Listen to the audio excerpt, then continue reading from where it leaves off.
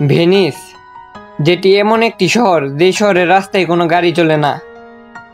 নদীপথই হলো যেখানকার প্রধান পথ, আর নৌকা হলো যাতায়াতের প্রধান মাধ্যম।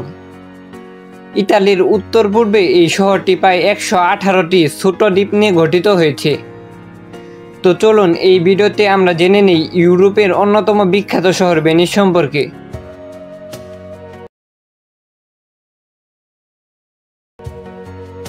ভেনিসের ইতিহাস শুরু হয় 5ম শতাব্দীতে।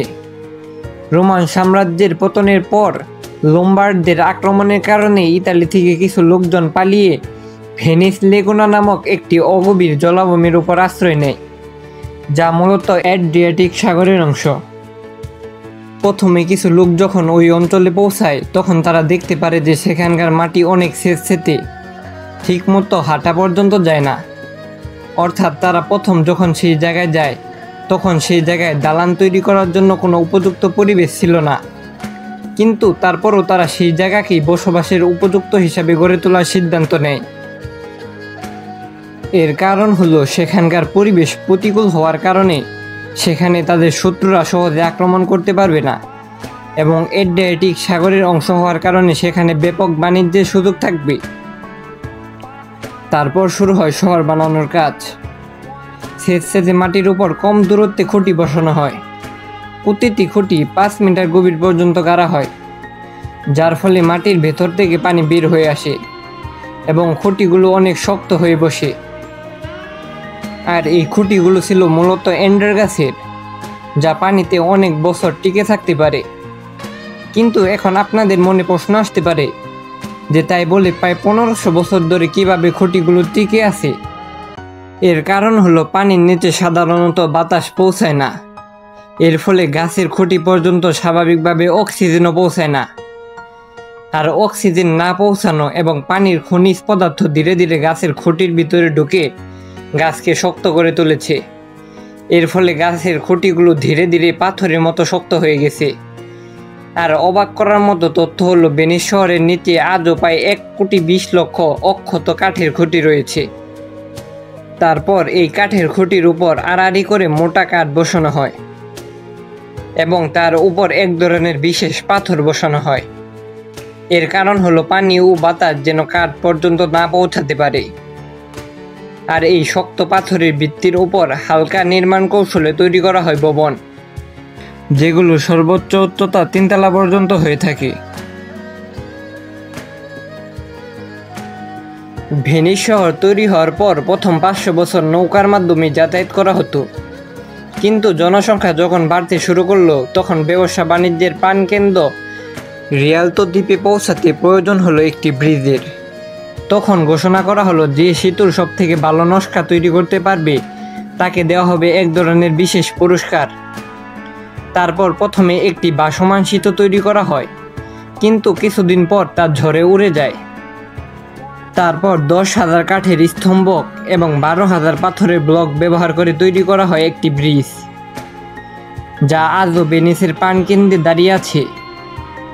আর উল্লেখ্য যে ততদিনে ভেনিস ব্যবসা বাণিজ্যে অনেক এগিয়ে যায় এবং ইউরোপের অন্যতম সম্ভ্রান্ত নগরীতে পরিণত হয়। কিন্তু তারপরও ভেনিস শহরে আরও বেশ কিছু সমস্যা রয়ে যায়। তার মধ্যে উল্লেখযোগ্য একটি সমস্যা হলো পানির সমস্যা। ভেনিস শহর পানির উপরে তৈরি হলেও এর চারপাশে ছিল লবণাক্ত পানি, যা খাবার যোগ্য ছিল না। আর জনসংখ্যা যখন বৃদ্ধি পায় তখন অন্য জায়গা থেকে পানি এনে ব্যবহার করা খুব কষ্ট হতো। তখন তারা বুদ্ধি করে শহরের বিভিন্ন জায়গায় বড় বড় গর্ত খুঁড়ে এবং তা কাদা দিয়ে ঢেকে দিয়ে তার উপর বালু এবং পাথর দেয়, আর সবার উপরে টাইলস দিয়ে ঢেকে রাখা হয় এবং সেই টাইলসের কোনায় গর্ত খুঁড়ে রাখা হয়। ফলে বৃষ্টি হলে পানি গর্ত দিয়ে গিয়ে বিশুদ্ধ হয়ে কূপে জমা হতো। তারপর আরও একটি বড় সমস্যা হলো পরিবেশ দূষণ। প্রথম দিকে ভেনিসের বসবাসরত মানুষরা জানালা দিয়ে বজ্র সরাসরি নদীতে ফেলত, যার ফলে শহর ব্যাপকভাবে দূষিত হচ্ছিল। কিন্তু তখন ভেনিসিয়ানরা আরও একটি চমৎকার বুদ্ধি বানায়।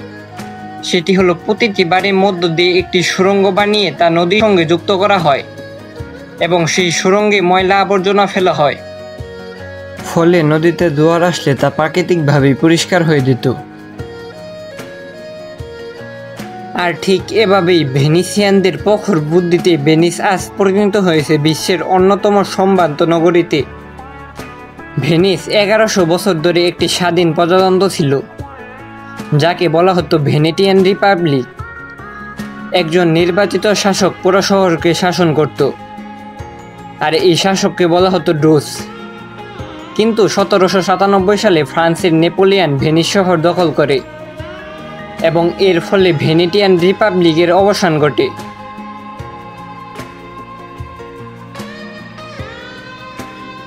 নেপোলিয়ন পরে ভেনিস শহরকে অস্ট্রীয় সাম্রাজ্যের হাতে তুলে দেয়। এরপর ভেনিস শহর বেশ কয়েকবার ফ্রান্স ও অস্ট্রীয় সাম্রাজ্যের মধ্যে হাত বদল হয়, কিন্তু শেষ পর্যন্ত অস্ট্রেলীয় সাম্রাজ্যই ভেনিস শহরকে শাসন করে। কিন্তু 1866 সালে অস্ট্রিয়া ও প্রুশিয়া যুদ্ধের পর ভেনিস যুক্ত হয় ইতালির সাথে। তারপর থেকে নিয়ে আজ পর্যন্ত ভেনিস ইতালির ভেনেটো অঞ্চলের এক শহর হয়ে আছে। আর এভাবেই ভেনিস পরিণত হয়েছে বিশ্বের একটি ঐতিহাসিক শহরে। ভেনিসকে বর্তমান বিশ্বের একটি অন্যতম বড় পর্যটন নগরী হিসাবে বিবেচনা করা হয়। বছরে প্রায় 2 কোটি মানুষ ভেনিস ভ্রমণে যায়। এর কারণ হলো ভেনিস শহরের ইতিহাস, ঐতিহ্য মানুষকে ব্যাপকভাবে আকর্ষণ করে। তাছাড়াও গাড়ির বদলে শুধু নৌকা থাকার জন্য অনেক মানুষ ভেনিস শহরে ঘুরতে যায়।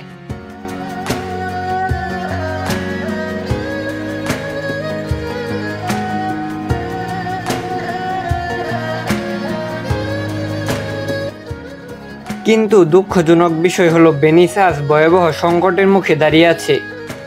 জলবায়ুর পরিবর্তনের ফলে সমুদ্রপৃষ্ঠের উচ্চতা বাড়ছে এবং বছরে বহুবার শহর প্লাবিত হচ্ছে। এক সময় যেসব জায়গা শুকনো ছিল আজ সেসব জায়গায় হাঁটু পানি জমে থাকে। এই সংকট থেকে ভেনিসকে রক্ষা করার জন্য ইতালি সরকার চালু করেছে মেসু প্রজেক্ট, যা এক প্রকার বিশাল সাগর প্রতিরক্ষা দেওয়াল, যেটি পানি বেড়ে গেলে ভেনিস শহরকে রক্ষা করবে। তবে বিশেষজ্ঞদের মতে এই প্রকল্প যথেষ্ট নয় এবং ভবিষ্যতে ডুবে যেতে পারে ভেনিস শহর। এই রকম আরও ভিডিও পেতে চাইলে আমাদের ইউটিউব চ্যানেল সাবস্ক্রাইব করে আমাদের পাশে থাকুন এবং পরবর্তীতে কোন বিষয়ে ভিডিও দেখতে চান তা কমেন্ট বক্সে জানাতে ভুলবেন না। ধন্যবাদ।